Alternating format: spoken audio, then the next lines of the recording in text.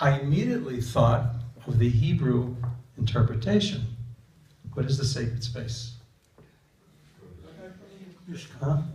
Makom HaKadosh. So the space is the Makom HaKadosh. Of course, when I heard the word, and also the Makom, wow, Makom HaKadosh. So I started thinking, what is the holy space to us? Harville Hendricks is not Jewish, but he probably has a Jewish soul.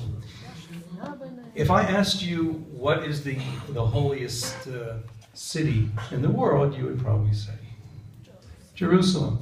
And in Jerusalem, the holiest place in Jerusalem is the HaRabayit. At the HaRabayit, the holiest place would be the Beis HaMikdash, and the Beis HaMikdash, the holiest place is the Kodesh HaKodashim, the Holy of Holies. And in the Holy of Holies, the holiest place would be the Aron, and the Aron contains the Luchot, Decalogue, and probably the holiest space there would be the Kruvim, and the holiest of the holiest of the holiest, the holiest space would be what? Probably the space between the two Kruvim, and I started thinking about that. Yeah, I started thinking about that. What are Kruvim? And I started exploring this a little bit. And how much space is there between the Kruvim? It all depends. Not much. There's not much space. It depends on situation. Yeah, there are different interpretations, but some say Kruvim are cherubim. Well, most of the interpretations are not quite like that. Some say that these are two babies, Rubia in Aramaic. Some say that it is a man and a woman. I saw several interpretations. It said that it is a man and a woman, and you can even see Rashi, by the way, in Masechet Yuma, talks about this, that it is like an embrace between a man and a woman, and there's an infinitesimally small space between the two, or perhaps not even a real space between the two.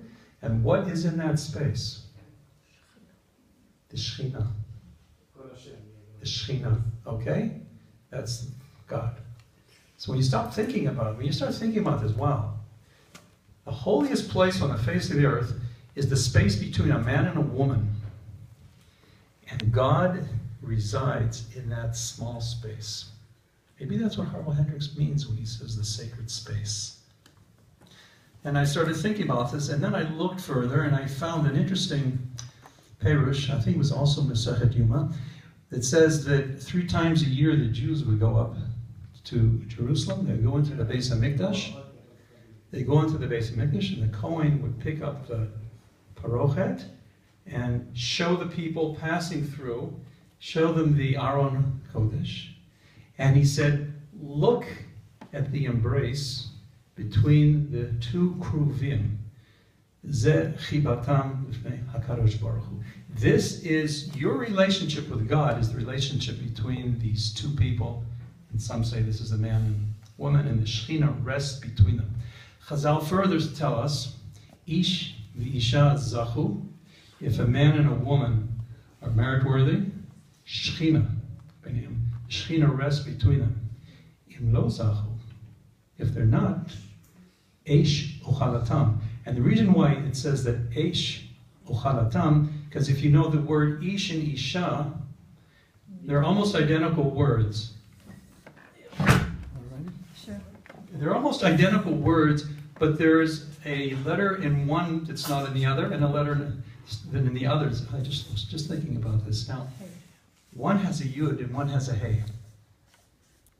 And as Mimi was describing to you, there's a difference between people. We have to discover the difference. And perhaps this is why, Hashem's name could be Yud, Yud. But the Torah didn't do that.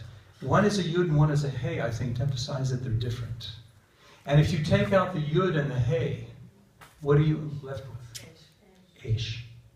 So there's a potential holiness in this relationship, like the two Kruvim, where God's presence resides. And if you take it out, you're left with fire, you're left with destruction. Now this holy space, they say this is the playground of our children. And if you stop and think about it, what you're doing is, as one Rav said that, there is no neutral mode in Judaism. Rav Steinsaltz is one who said this. All of our life is either a Kiddush Hashem or a Chilul Hashem. There's nothing neutral about the life of a Jew. You're not sitting around doing nothing. Okay? There's no such thing as I'm thinking about nothing, I'm doing nothing. It's either a Kiddush Hashem or a Chilul Hashem.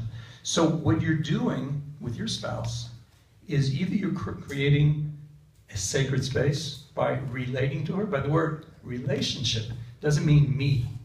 Relationship is mean how I'm relating to the other. Or as Martin Buber used the expression, I, thou. And you can relate to everything in the world in an intimate way. And you should be relating in an I, thou fashion, making the space between the two of you sacred. And so therefore, this becomes, as I said, the playground of your children and your grandchildren. And if you understood that this is your legacy, we're all talking about what is our legacy. Perhaps the biggest legacy that you're leaving to your children and their children is the space between you and your spouse. This has effect for many generations to come. So he uses the expression sacred space, and I think it's a very, very appropriate term. So, we should always be working on this space. Now, the space isn't always holy and it's not always clean. We talk about during the space and whenever we make comments, and sometimes we let go. Sometimes we say things and do things and we say, oh my gosh. Well, you can clean the space. And we're spending our days dirtying the space and cleaning the space.